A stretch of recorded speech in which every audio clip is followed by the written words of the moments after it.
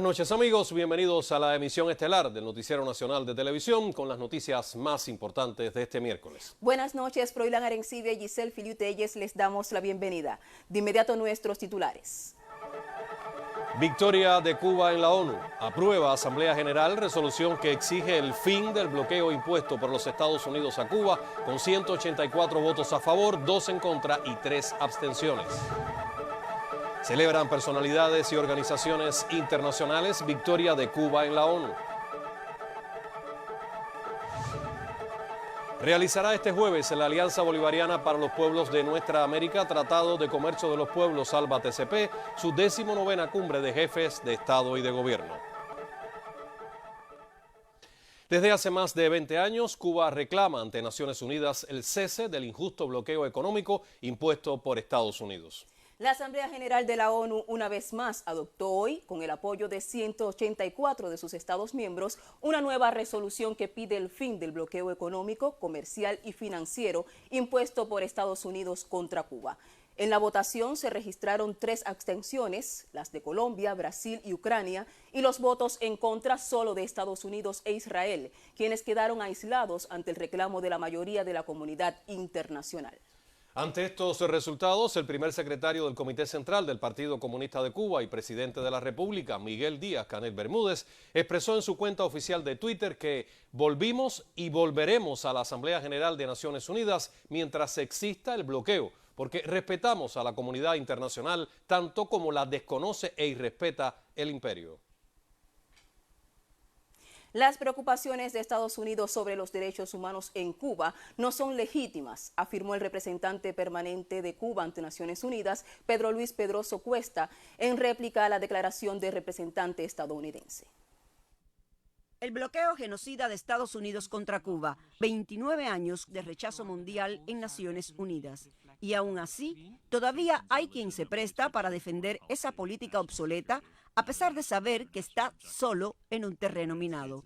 Como todos los años, Estados Unidos se queda sin argumentos. El representante de Washington, con su retórica de siempre, reconoció que la política de sanciones es una de sus herramientas para promover, según sus códigos, lo que él llama democracia y respeto a los derechos humanos. De ayudar al pueblo cubano a ejercer las libertades fundamentales consagradas en la Declaración Universal de los Derechos Humanos. Por ello nos oponemos a esta resolución. En la sesión de la tarde, el representante de Cuba ante Naciones Unidas ejerció su derecho a réplica frente a la verborrea estadounidense. La delegación de Estados Unidos miente, tergiversa los hechos y manipula la cuestión de los derechos humanos.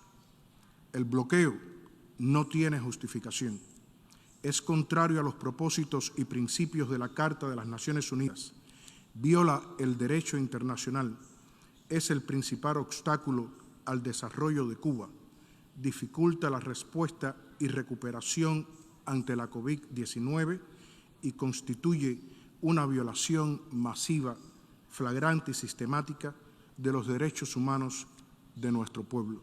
Estados Unidos no tiene ni la más mínima autoridad moral para juzgar a Cuba en materia de derechos humanos porque no logra resolver su racismo estructural y sistémico, afirmó el diplomático cubano. Su réplica contundente desmonta las ilegítimas preocupaciones que dice tener Washington y reitera que el verdadero impacto sobre los derechos humanos los ejerce el bloqueo. Cuba tiene suficientes razones para enorgullecerse de su ejecutoria en materia de derechos humanos. Mucho hemos avanzado en su protección y disfrute, a pesar de nuestra condición de pequeño país en desarrollo y de los graves efectos del bloqueo que nuestro pueblo enfrenta con insuperable dignidad y que esta mañana fue nuevamente rechazado por la abrumadora mayoría de la comunidad internacional. Uno tras uno de los más de 40 representantes de países y organismos internacionales denunciaron la insostenibilidad de esa política imperial. La abrumadora mayoría de las intervenciones coincidieron en afirmar que el informe deja claro que el recrudecimiento del bloqueo de Estados Unidos contra Cuba en medio de la pandemia ha dañado sensiblemente el tejido social del pueblo cubano y por tanto debe cesar. Marisela Recasens, Sistema Informativo de la Televisión Cubana. El ministro de Relaciones Exteriores de la República de Cuba, Bruno Rodríguez Parrilla, presentó ante la Asamblea General de las Naciones Unidas la resolución Necesidad de poner fin al bloqueo económico, comercial y financiero impuesto por Estados Unidos de América contra Cuba. De cuánto ha padecido la familia en Cuba, de cuánto ha costado vivir y progresar al pueblo, de las pérdidas irreparables por el carácter criminal de una política obsoleta que aprovecha las vulnerabilidades creadas o acentuadas con la pandemia de COVID-19, argumentó el canciller cubano en la jornada de votación en Naciones Unidas contra el bloqueo impuesto por Estados Unidos. A casi 30 años de denuncia en este espacio, el informe presentado demostró nuevamente que la permanencia de semejante mecanismo privativo constituye el principal obstáculo para el desarrollo de la nación caribeña, así como una violación flagrante del derecho internacional y a la Carta de las Naciones Unidas. Aunque las cifras expresadas en la resolución abarcan afectaciones esencialmente entre abril y diciembre de 2020, sobre el pueblo de Cuba pesan 6 décadas de escaseces, sueños y caminos truncos, con daños ascendentes a más de 147.800 millones de dólares calculados a precios corrientes. Cuba reclama no más que su derecho. El reclamo de Cuba es que nos dejen en paz, es vivir sin bloqueo, que cese la persecución de nuestros lazos comerciales y financieros con el resto del mundo. Demandamos que se ponga fin a la manipulación, la discriminación y cesen los obstáculos a los vínculos de los cubanos que viven en los Estados Unidos, con sus familiares en Cuba y con el país que los vio nacer. Reconocemos el esfuerzo de los que en este momento difícil han persistido en la comunicación y el apoyo a sus familias en la isla frente al odio y la persecución política. En Nueva York, este 23 de junio, el mundo vota contra el bloqueo. Menfesi Eversley, Sistema Informativo de la Televisión Cubana. Al final de nuestra emisión, retransmitiremos el discurso del ministro de Relaciones Exteriores de la República de Cuba, Bruno Rodríguez Parrilla, en la Asamblea General de las Naciones Unidas.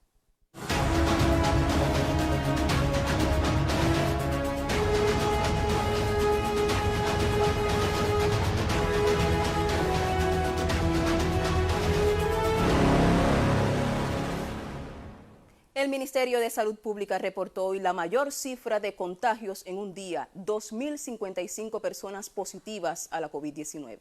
El hecho evidencia la compleja situación epidemiológica que enfrentamos.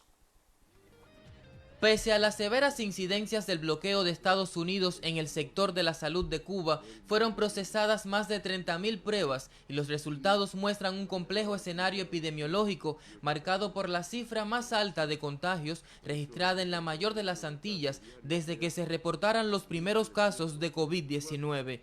Muy severo, muy grave, muy compleja la situación epidemiológica, muy requiriendo de una participación más activa, mucho requiriendo de más restricción en los movimientos de las personas. Los especialistas alertan sobre la situación de la COVID-19 en niños y adolescentes, pues la víspera conocimos que Cuba reporta la cifra más elevada de niños contagiados e ingresados con el virus. Cuba sobrepasó los 2.000 casos positivos a la COVID-19, más de 2.000 personas enfermas y una situación que puede ser controlada si dejamos a un lado las indisciplinas sociales y enarbolamos como principios el autocuidado y la responsabilidad. Leonardo Ferrer Llopis, Sistema Informativo de la Televisión Cubana.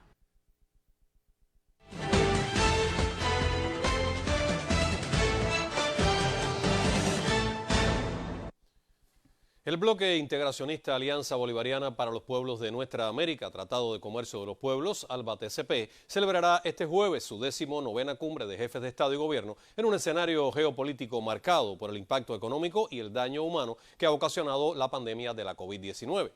El encuentro de alto nivel dará continuidad a los acuerdos emanados de una serie de reuniones desarrolladas en el transcurso de 2021 dirigidas a fortalecer los mecanismos de integración en diversos ámbitos de interés estratégico para las naciones del área.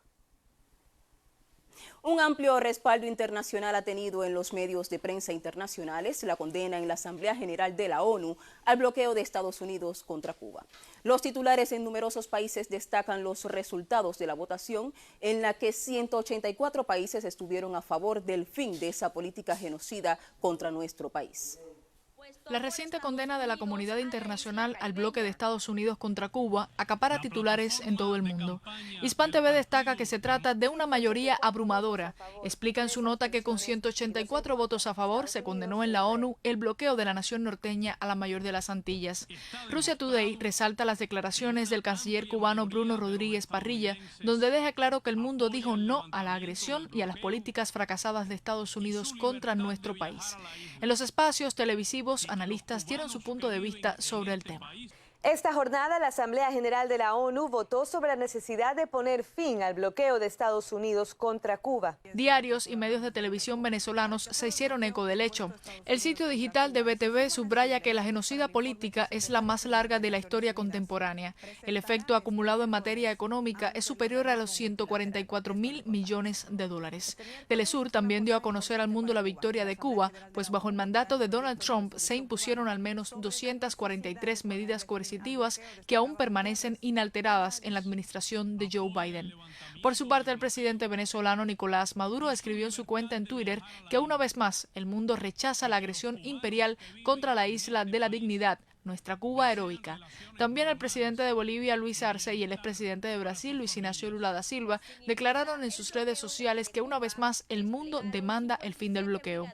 Desde noviembre de 1992, la Asamblea General de la ONU se pronuncia cada año sobre este tema, que se refleja en una votación casi unánime a favor de la eliminación del bloqueo económico, comercial y financiero.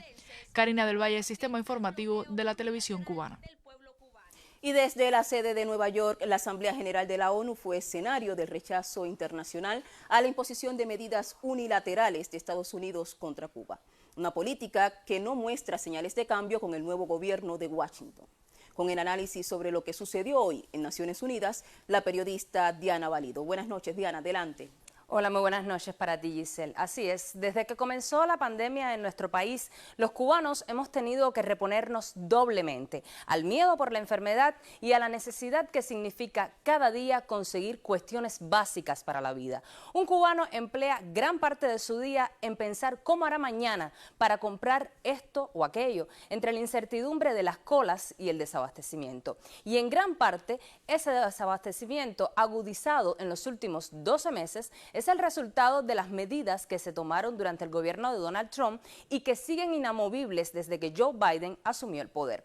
243 medidas coercitivas que se anunciaron poco a poco y que fueron también poco a poco acosando nuestras transacciones comerciales en el exterior, persiguiendo los barcos que traían combustible, medicamentos, comida, restringiendo el arribo de viajeros estadounidenses, impidiendo la entrada de remesas. Solo entre abril de 2019 y diciembre de 2020, el bloqueo provocó pérdidas en el orden de los 9.157 millones de dólares. Contra el efecto de esa política se votó hoy en Naciones Unidas. 184 países dieron su apoyo a Cuba. Una vez más, se escuchó el respaldo de organizaciones regionales y representantes de todas las latitudes.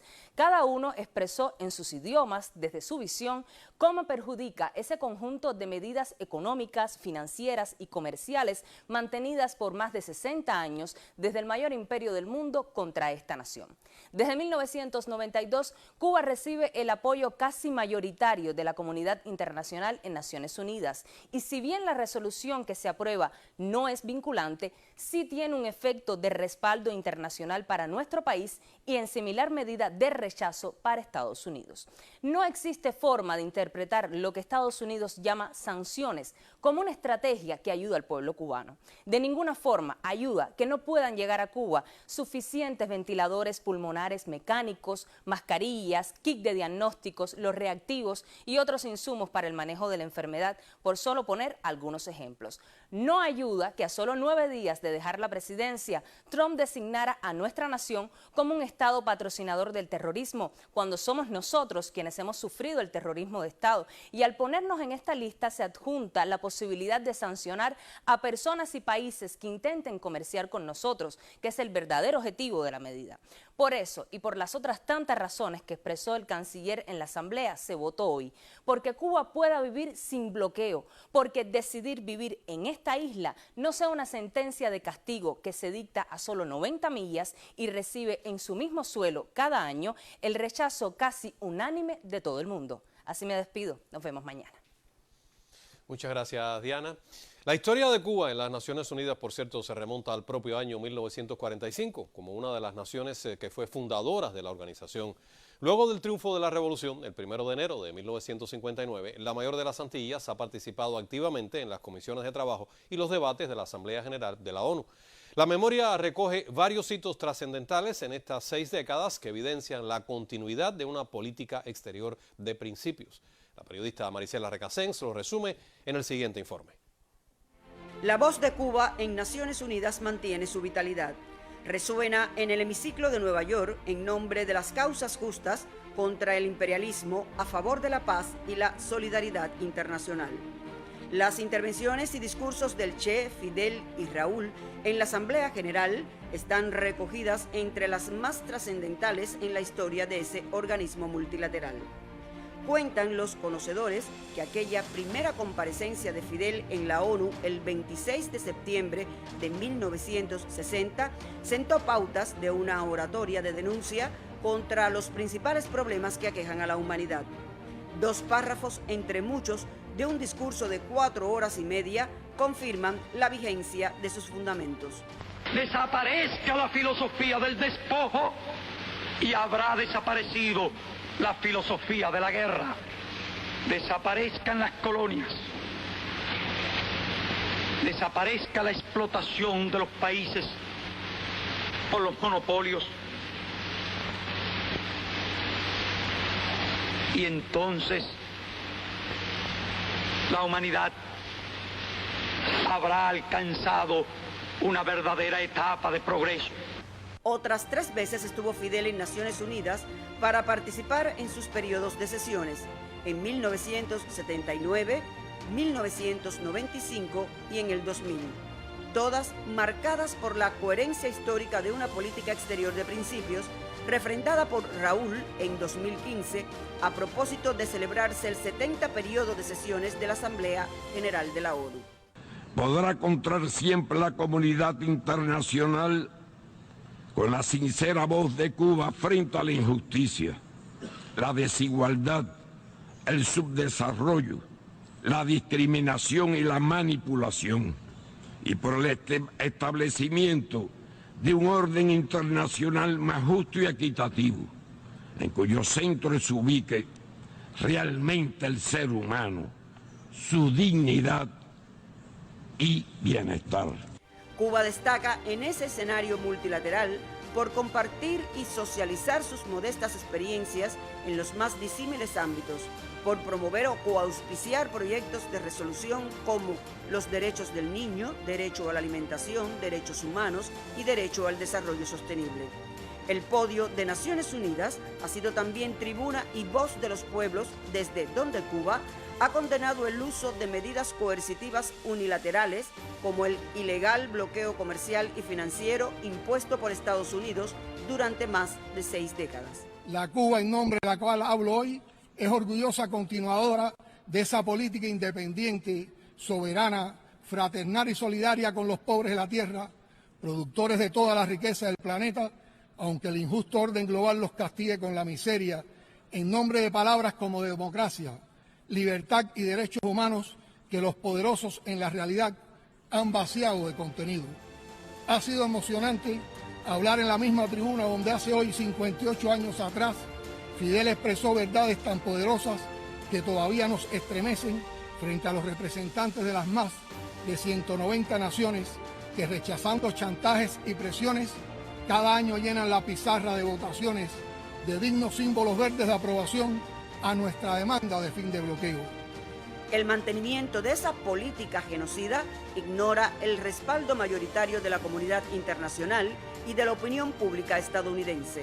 Por el contrario, en el contexto del enfrentamiento a la pandemia de la COVID-19, el bloqueo contra la familia cubana se recrudece con 243 medidas adicionales y pone al descubierto como nunca antes su naturaleza criminal. Marisela Recasens, Sistema Informativo de la Televisión Cubana.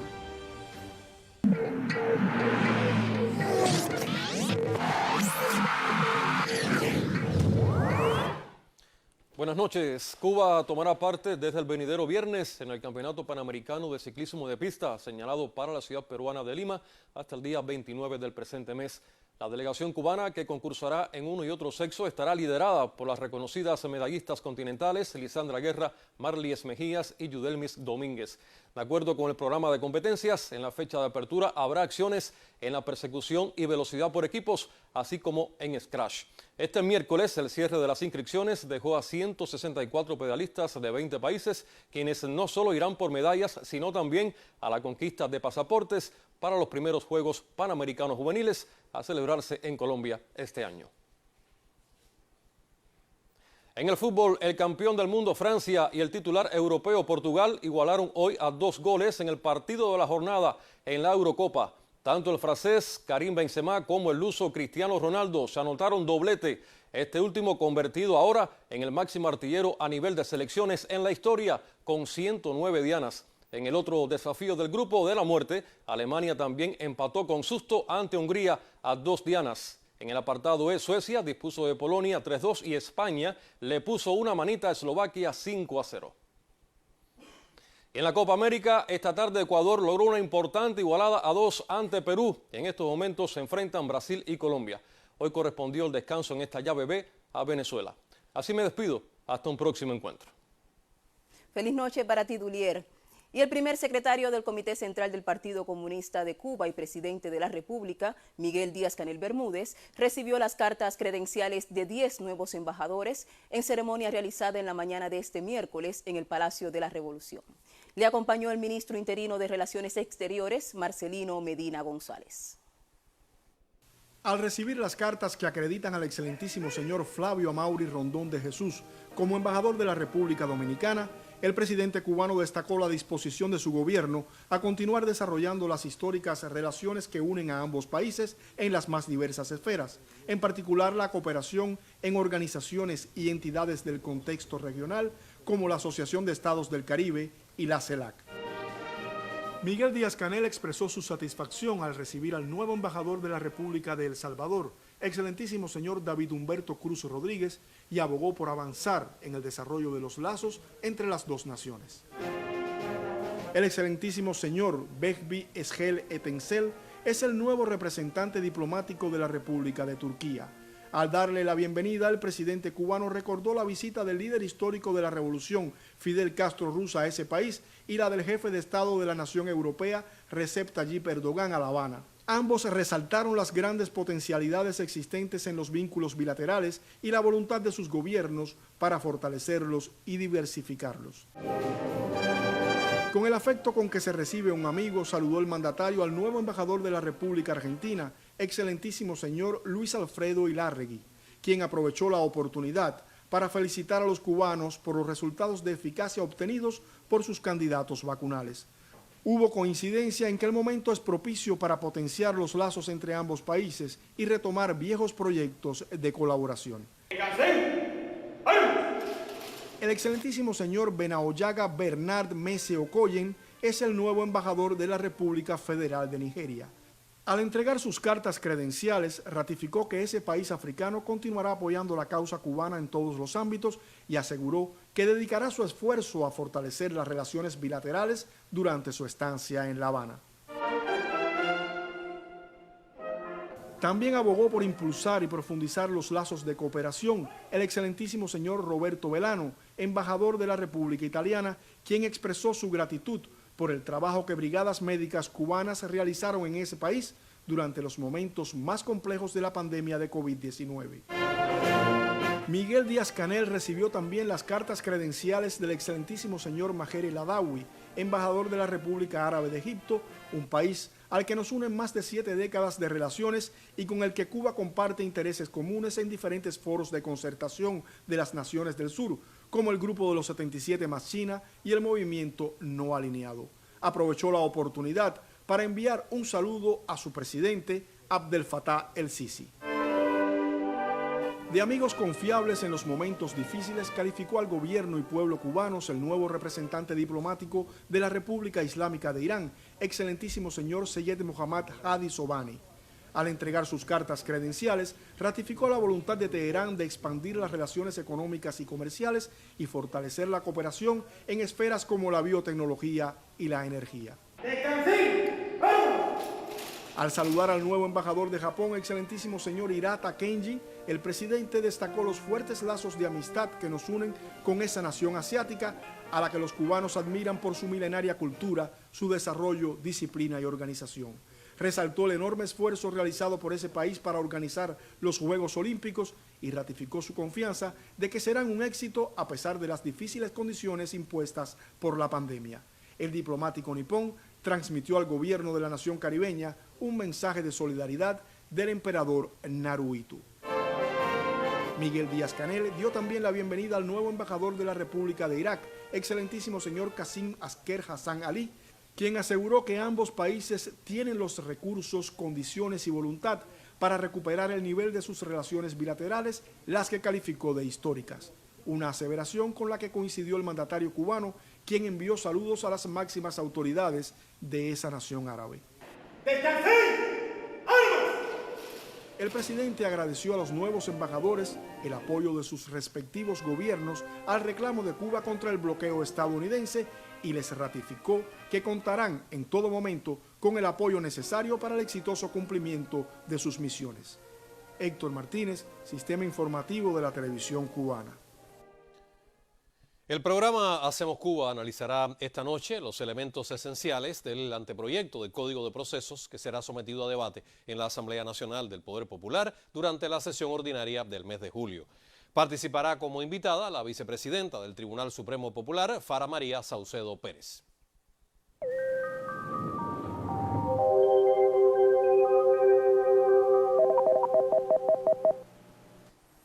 Buenas noches. Una circulación de bajas presiones en los niveles superiores de la atmósfera a unos 9-12 kilómetros de altura en las inmediaciones de la región oriental del país, en combinación con una vaguada de niveles medios sobre la región central, continúa incrementando las áreas de nublados con algunos chubascos, lluvias y tormentas eléctricas, principalmente en localidades del interior y sur del país, las que han llegado a ser fuertes e intensas en algunas localidades. Estas condiciones se mantendrán para las próximas 24 horas y se mantiene alta la probabilidad de lluvias en gran parte del país. El pronóstico del tiempo para mañana estará amaneciendo parcialmente nublado y se nublará en la mañana en zonas de la costa norte occidental y en la Isla de la Juventud con aislados chubascos. En la tarde se nublará en gran parte del territorio nacional con chubascos, lluvias y tormentas eléctricas que llegarán a ser fuertes en algunas localidades, principalmente en zonas del interior y sur. Las temperaturas con poca variación, las mínimas entre 22 y 25 grados Celsius y el día cálido con máximas en la tarde entre 32 y 34 grados Celsius. Los vientos serán del este entre 10 y 25 kilómetros por hora, pero en la tarde soplarán del nordeste al este, en zonas de la costa norte de la región occidental hasta 30 kilómetros por hora. Habrá oleaje desde Punta de Maicí hasta Cabo Cruz y poco oleaje en el resto de las costas. Para los próximos 3 días, poco cambio en las condiciones del tiempo, se mantienen las condiciones de inestabilidad atmosférica en el área, incentivando la actividad de chubascos, lluvias y tormentas eléctricas, principalmente en zonas del interior y sur, y máximas entre 33 y 34 grados Celsius. En resumen, para mañana, chubascos y lluvias en gran parte del territorio nacional. Esto es todo en cuanto a la información meteorológica. Tengan todo feliz noche y hasta mañana. Hasta mañana, Ginelis. Y por supuesto, Froilán, de contundente se valora la victoria de Cuba hoy ante Naciones Unidas con su declaración de condena al inhumano bloqueo económico impuesto por Estados Unidos, y eso, por supuesto, gracias al rotundo apoyo de la comunidad internacional. A lo largo de toda la nación, Giselle, pues se elevan voces de agradecimiento una vez más a esos países hermanos que acompañan al archipiélago en su lucha desde hace ya más de 20 años.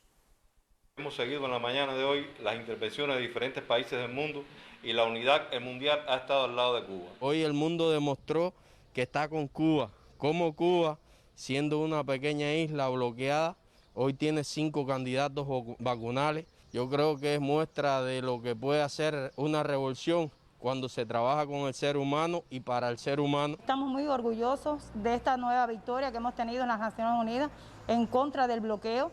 Estamos muy satisfechos con el respaldo a nivel internacional de todas las organizaciones, de todos los países que se han sumado. Nosotros estamos conscientes de que esto es una de las victorias que vamos a seguir batallando y vamos a seguir logrando. Es un golpe más para ellos, demostrar que su política exterior es realmente, yo lo diría, fascista. Este resultado demuestra el apoyo que el mundo tiene hacia Cuba. Debemos también estar alegres y convencidos, ¿no?, de que vamos a triunfar, de que este bloqueo tiene que terminar.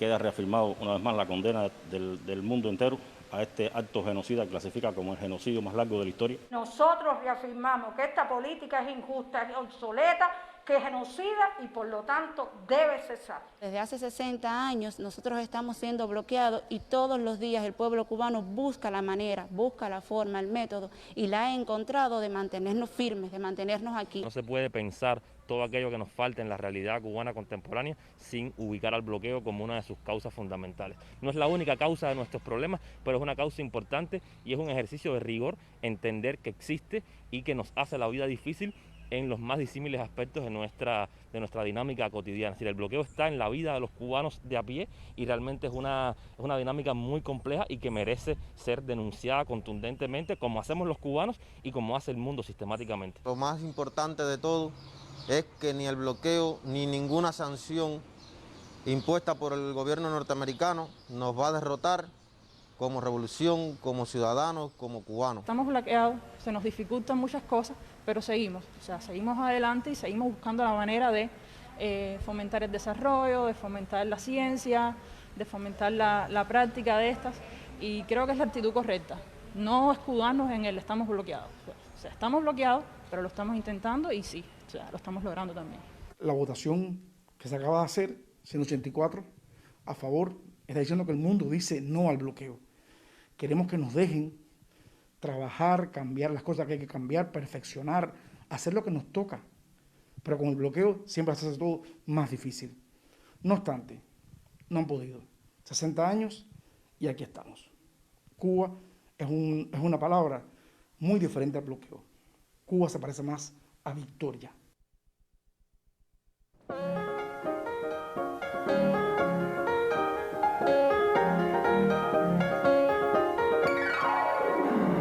Buenas noches. La mítica cantante cubana Omara Portuondo recibió este miércoles 23 de junio la Medalla de Oro al Mérito en las Bellas Artes que otorga el Ministerio de Cultura y Deporte de España. El acto, presidido por los Reyes, tuvo lugar en el Palacio de El Pardo, en Madrid, y reunió a los galardonados de las ediciones de 2018 y 2019. Junto a Omara recibieron el alto galardón otras personalidades como María Betania, Martirio, Rubén Blades y Gilberto Gil. La Medalla de Oro al Mérito en las Bellas Artes distingue a las personas y entidades que hayan destacado en el campo de la creación artística y cultural o hayan prestado notorios servicios en el fomento, desarrollo, difusión del arte y la cultura o en la conservación del patrimonio artístico.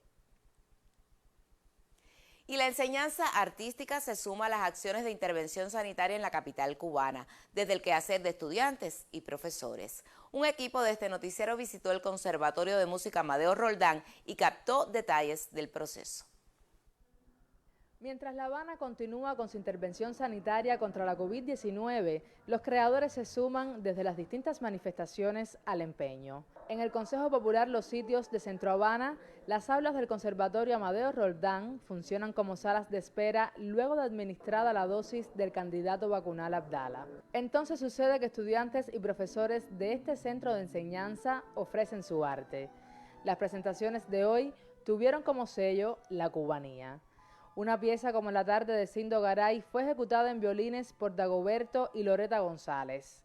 Ángel para un final de Silvio Rodríguez se escuchó en la voz de Amanda Ramos y Jonathan García junto a Brian Arencibia interpretaron dos temas para piano y saxofón de su autoría. Otros invitados como la actriz Ludmila Alonso, el escritor Michael Rodríguez Calviño y docentes de la Escuela Nacional de Danza y de Circo también interactuaron con los pacientes.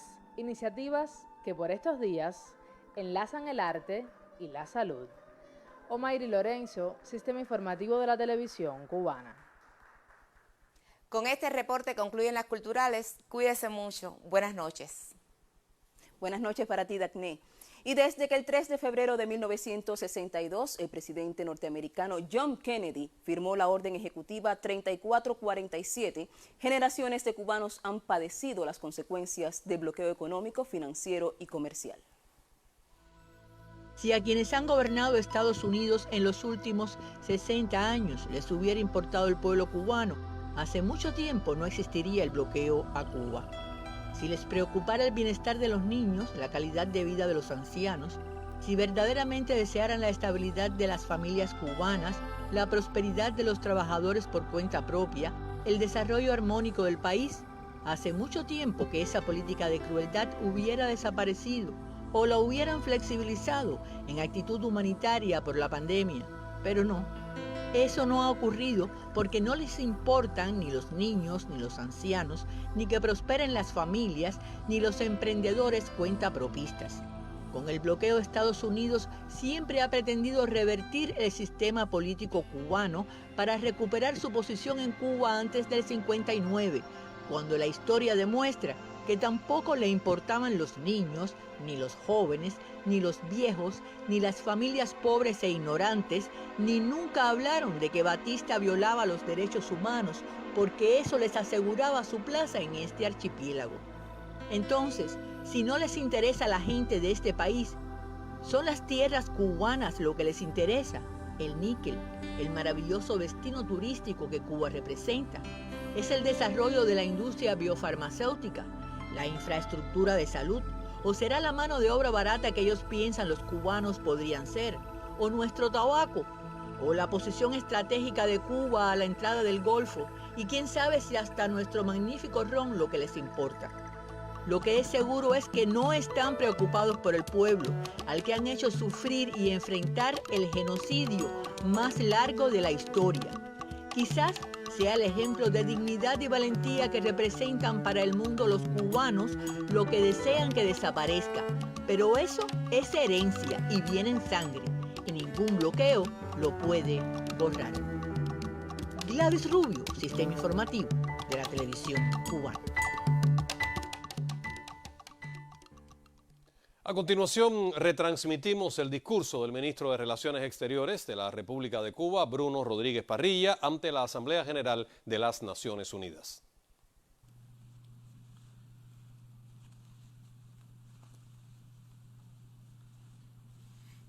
Excelentísimo señor presidente, excelentísimos señores representantes permanentes, señores delegados.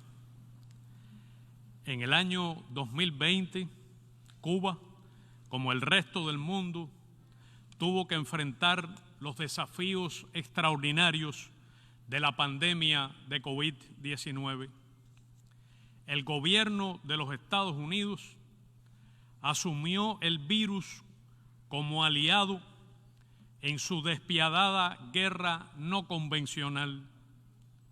Recrudeció de manera deliberada y oportunista el bloqueo económico, comercial y financiero y provocó al país pérdidas por alrededor de 5.000 millones de dólares. El presidente Donald Trump aplicó 243 medidas coercitivas unilaterales para restringir el arribo de viajeros estadounidenses y perjudicar terceros mercados turísticos. Adoptó medidas propias de tiempo de guerra para privarnos de suministros de combustible. Persiguió los servicios de salud que prestamos en numerosos países. Incrementó el acoso a las transacciones comerciales y financieras en otros mercados y se propuso amedrentar con la aplicación del título 3 de la ley Helms-Burton a inversionistas y entidades comerciales extranjeras. También impidió el flujo regular e institucional de las remesas a las familias cubanas. Asestó duros golpes al sector cuentapropista o privado y obstaculizó los vínculos con los cubanos residentes en Estados Unidos y la reunificación familiar.